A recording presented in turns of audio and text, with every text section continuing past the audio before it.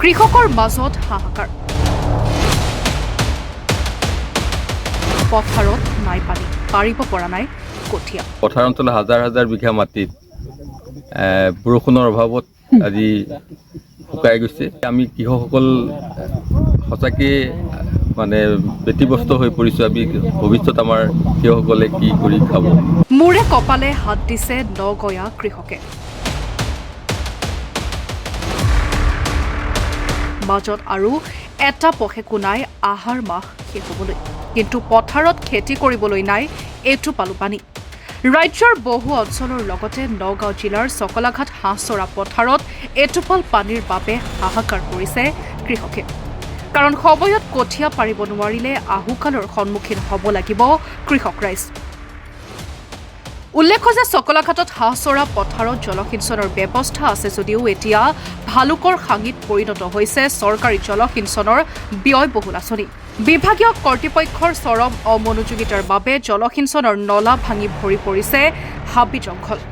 1987 চনতে প্ৰাক্তন মন্ত্ৰী দিগেন চন্দ্ৰ বৰাই শুভাৰম্ভ কৰিছিল জলসিঞ্চন আঁচনিখন যাৰ বাবে এতিয়া স্থানীয় ৰাইজৰ প্ৰতিক্ৰিয়া আছে গৰু নাবাই হাল সেই গৰু হোৱাতকৈ নোহোৱাই ভাল পানী যোগান নামতহে আছে গৰু নাবাই হাল সেই গৰু থকাতকৈ নথকাই ভাল বুলি যিটো আপ্তবাক্য শাৰী ইয়াতে হেৰি হয় যে পানী যোগান আঁচনি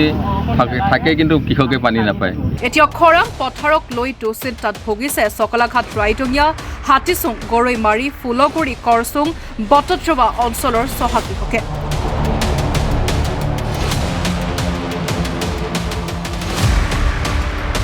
যিখন পথাৰত বাৰিষা দিনত একাঠলৈকে পানী হয় সেই স্থানত এতিয়া কৃষকে গৰু আৰু ছাগলী চৰাইছে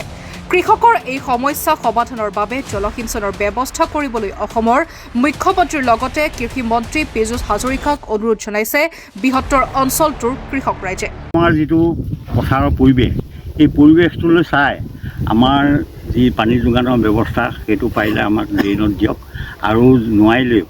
এই আমাৰ যিটো বৰিং কৰা ছিষ্টেম আমাৰ এই সৌৰশক্তি লাইটৰ এনেকুৱা যদি এটা গোট বনাই যি সেই বস্তুখিনি দিয়ে